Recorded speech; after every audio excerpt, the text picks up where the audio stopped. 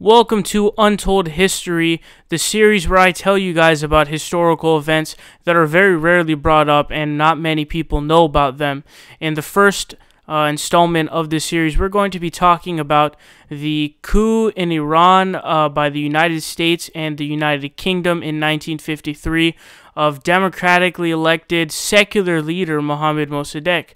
People wonder why other countries hate us when we have had many different meddling cases that we have done and committed in other countries. So the talk of the Russian influence in the election, and many of us try to bring up that while it doesn't justify this, we do this like it's literally feeding, like taking candy from a baby. The places that we have done it is, the list of places that we have done it in is massive, and this is one of the biggest ones. Now just think about this, okay?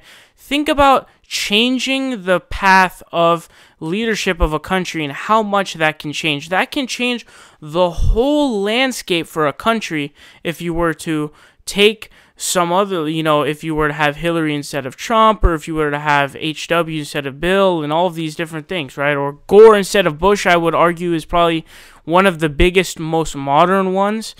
The CIA first admitted that they had taken part in the coup, assisting the United Kingdom. In 1953, they had first admitted to it in 2013 publicly.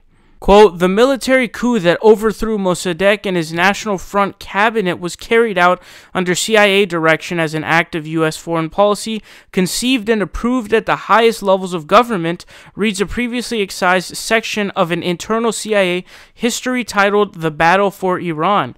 The documents published on the Archives website under Freedom of Information laws describe in detail how the U.S., with British help, engineered the coup, codenamed TPA-JAX by the CIA, and Operation Boot by Britain's M16.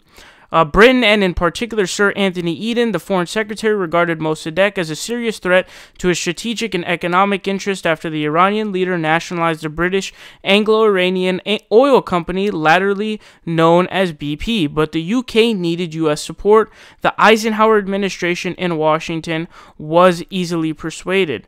British documents show how senior officials in the 1970s tried to stop Washington from releasing documents that would be, quote, very embarrassing to the UK.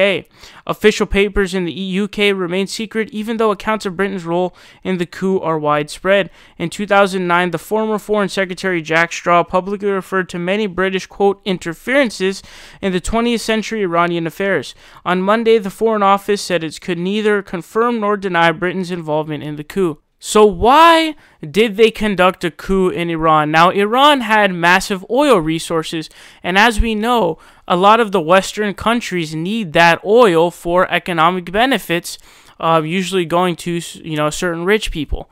Now, Iran had decided that it was time for Britain to stop jacking them of their natural resources and decided to nationalize their oil company and instead be able to manage it themselves instead of being stripped of all of their natural resources. Now, the UK could not do that without the United States' help. So the United States decided to help them, and they were able to overthrow the democratically elected secular leader Mohammed Mossadegh, and then put in the Shah, in which they started to, start up the nuclear program, and then eventually, as a result of undermining the will of the people and taking away their natural resources, what ends up happening is you have an uprising, and then comes Ayatollah Khomeini.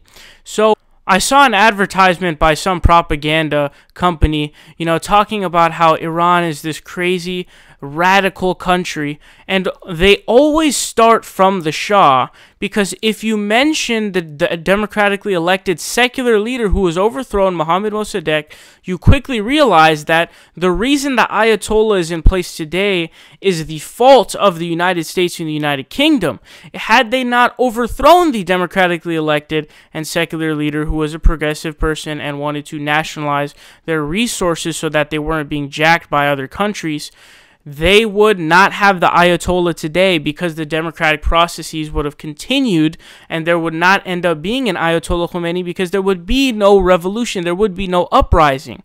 So this is one of the key examples of meddling and interference by the Western world, the UK and the US. This is the time where the UK started to die down, and then the US really emerged as the top superpower. But this is a great example of things that you rarely hear about, and I guarantee there are people who don't know this. I've seen people who don't know this.